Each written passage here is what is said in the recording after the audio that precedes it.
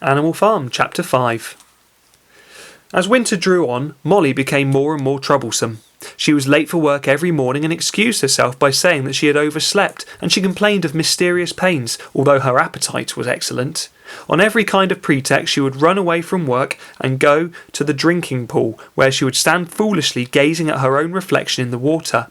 But there were also rumours of something more serious.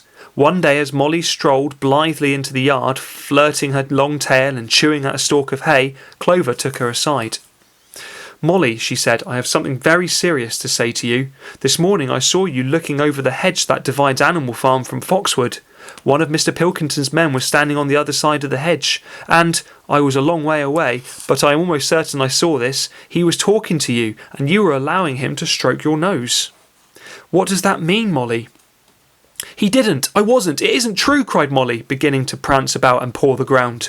"Molly, look me in the face. Do you give me your word of honour that that man was not stroking your nose?" "It isn't true," repeated Molly, but she could not look Clover. She could not look Clover in the face, and the next moment she took to her heels and galloped away into the field. A thought struck Clover. Without saying anything to the others, she went to Molly's stall and overturned the straw with her hoof. Hidden under the straw was a little pile of lump sugar and several bunches of ribbon of different colours. 3 days later, Molly disappeared. For some weeks nothing was known of her whereabouts. Then the pigeons reported that they had seen her on the other side of Willingdon. She was between the shafts of a smart dog cart painted red and black, which was standing outside a public house. A fat, red-faced man in check breeches and gaiters, who looked like a publican, was stroking her nose and feeding her with sugar. Her coat was newly clipped, and she wore a scarlet ribbon round her forelock. She appeared to be enjoying herself, so the pigeons said. None of the animals ever mentioned Molly again. In January there came a bitterly hard weather. The earth was like iron, and nothing could be done in the fields. Many meetings were held in the big barn, and the pigs occupied themselves with planning out the work of the coming season. It had come to be accepted that the pigs, who were manifestly cleverer than the other animals, should decide all questions of farm policy, though their decisions had to be ratified by a majority vote. The arrangement would have worked well enough if it had not been for the disputes between Snowball and Napoleon. These two disagreed at every point where disagreement was possible. If one of them suggested sowing a bigger acreage with barley, the other was certain to demand a bigger acreage of oats. And if one of them said that such and such a field was just right for cabbages, the other would declare that it was useless for anything else except roots. Each had his own following, and there were some violent debates. At the meeting, Snowball often won over the majority by his brilliant speeches, but Napoleon was better at canvassing support for himself in between times. He was especially successful with the sheep. Of late the sheep had come to bleating, 4 legs good, 2 legs bad, both in and out of season, and they often interrupted the meeting with this. It was noticed that they were especially liable to break into 4 legs good, 2 legs bad at crucial moments in Snowball's speeches. Snowball had made a close study of some back numbers of the farmer and stock breeder which he had found in the farmhouse, and was full of plans for innovation and improvements. He talked learnedly about field drains, silage and basic slag, and had worked out a complicated scheme for all the animals to drop their dung directly in the fields at a different spot every day, to save the labour of cartage. Napoleon produced no schemes of his own, but said quietly that Snowballs would come to nothing, and that seemed to be biding his time. But all of their controversies, none was so bitter as the one that took place over the windmill. In the long pasture, not far from the farm buildings, there was a small knoll which was the highest point on the farm. After surveying the ground, Snowball declared that this was just the place for a windmill, which could be made to operate a dynamo and support the farm with electrical power. This would light the stalls and warm them in the winter, and would also run a circular saw, a chaff cutter, a mangle slicer, and an electric milking machine. The animals had never heard of anything of this kind before, for the farm was an old-fashioned one and had only had the most primitive machinery, and they listened in astonishment while Snowball conjured up pictures of fantastic machines that would do their work for them.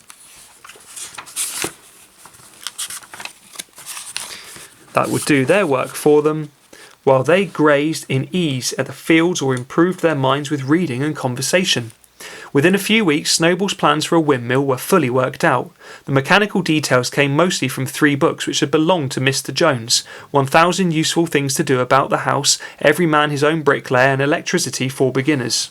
Snowball used as his study a shed which had once been used for incubators and had a smooth wooden floor suitable for drawing on. He was closeted there for hours at a time. With his books held open by a stone and a small piece of chalk gripped between the knuckles of his trotter, he would move rapidly to and fro, drawing in line after line and uttering little whimpers of excitement. Gradually the plans grew into a complicated mass of cranks and cogwheels covering more than half the floor, which the other animals found completely unintelligible but very impressive. All of them came to look at Snowball's drawings at least once a day. Even the hens and ducks came and were at pains not to tread on the chalk marks. Only Napoleon held aloof. He had declared himself against the windmill from the start. One day, however, he arrived unexpectedly to examine the plans. He walked heavily round the shed, looked closely at every detail of the plans and snuffed at them once or twice, then stood for a little while contemplating them out of the corner of his eye. Then suddenly he lifted his leg, urinated over the plans, and walked out without uttering a word. The whole farm was deeply divided on the subject of the windmill. Snowball did not deny that to build it would be a difficult business. Stone would have to be quarried and built up into walls, then the sails would have to be made, and after that there would need to be dynamos and cables. How these were to be procured, Snowball did not say, but he maintained that it could all be done in a year, and thereafter he declared so much labour would be saved that the animals would only need to work 3 days a week. Napoleon, on the other hand, argued that a great need of the moment was to increase food production, and if they wasted time on the windmill, they would all starve to death. The animals formed themselves into 2 factions under the slogans "Vote for Snowball" and the 3-day week, and "Vote for Napoleon" and the full manger. Benjamin was the only animal who did not side with either faction.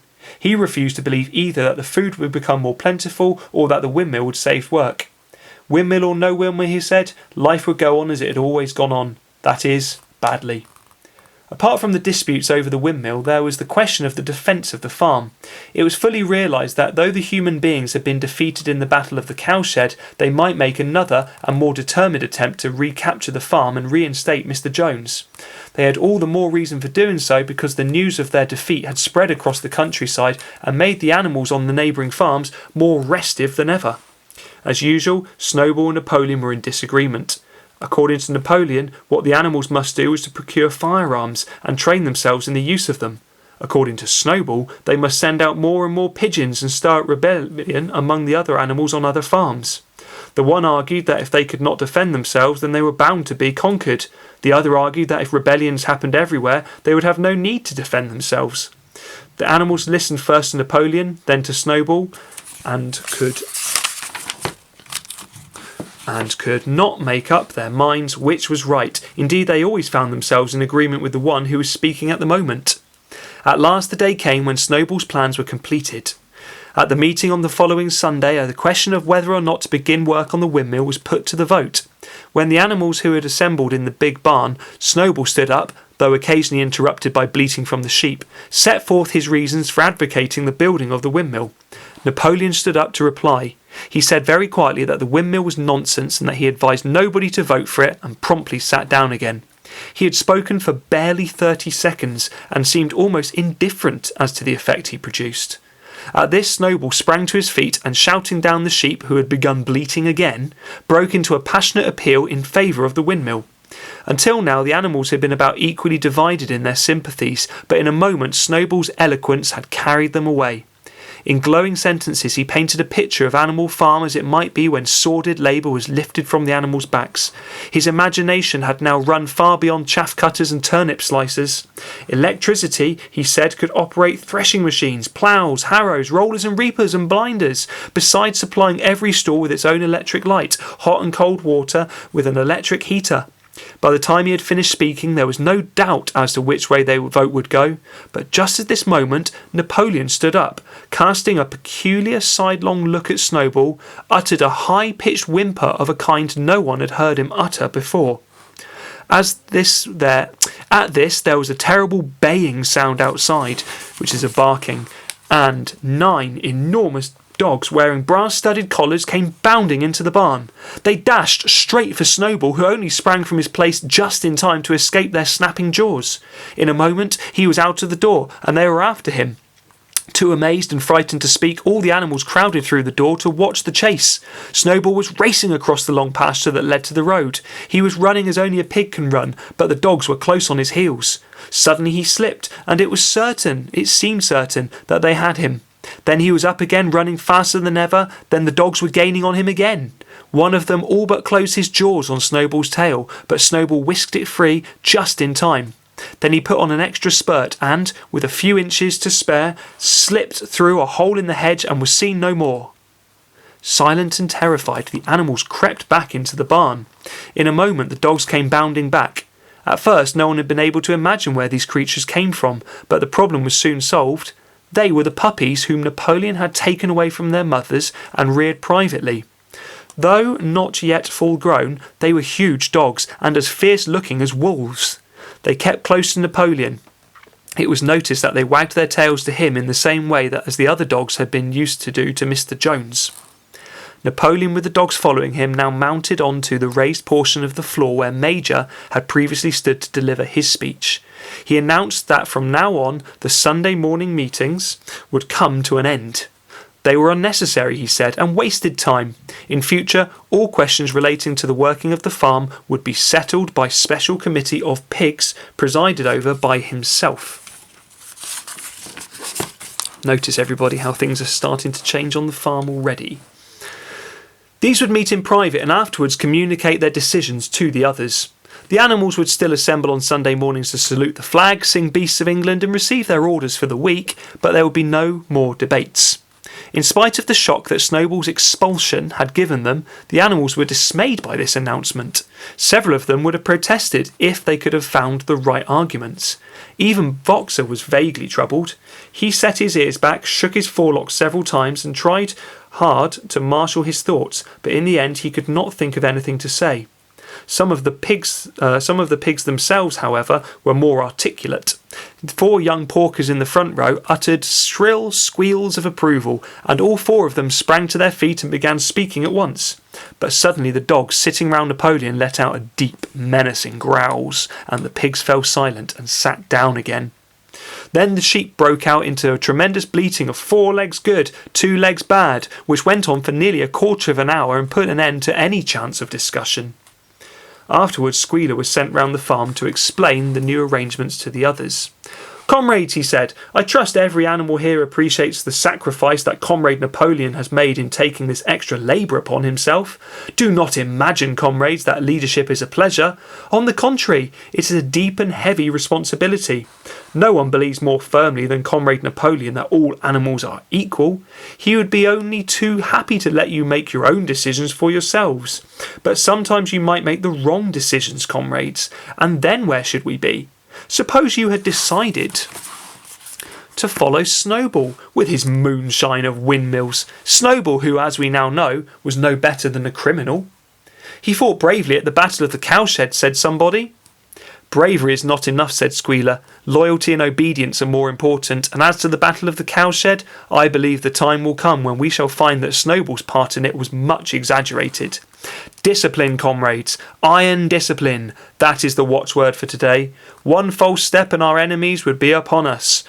Surely, comrades, you do not want Jones back?" Once again, this argument was unanswerable. Certainly the animals did not want Jones back. If the holding of debates on Sunday mornings was liable to bring him back, then the debates must stop. Boxer, who had now had time to think things over, voiced the general feeling by saying, "If Comrade Napoleon says it, it must be right." And from then on he adopted the maxim, "Napoleon is always right," in addition to his private motto of, "I will work harder." By this time the weather had broken and the spring ploughing had begun. The shed where Snowball had drawn his plans of the windmill had been shut up, and it was assumed that the plans had been rubbed off the floor. Every Sunday morning at 10 o'clock the animals assembled in the big barn to receive their orders for the week. The skull of old Major, now clean of flesh, had been disinterred from the orchard and set up on a stump at the foot of the flagstaff beside the gun. After the hoisting of the flag, the animals were required to file past the skull in a reverent manner before entering the barn. Nowadays they did not all sit together as they had done in the past. Napoleon, with Squealer and another pig named Minimus, who had a remarkable gift for composing songs and poems, sat on the front of a raised platform with the 9 young dogs forming a semicircle round them and the other pigs sitting behind. The rest of the animals sat facing them in the main body of the barn. Napoleon read out the orders for the week in a gruff, soldierly style, and after a single singing of Beasts of England, all the animals dispersed. On the 3rd Sunday after Snowball's expulsion, the animals were somewhat surprised to hear that Napoleon announced that the windmill was to be built after all. He did not give any reason for having changed his mind, but merely warned the animals that this extra task would mean very hard work. It might even be necessary to reduce their rations. The plans, however, had all been prepared down to the last detail.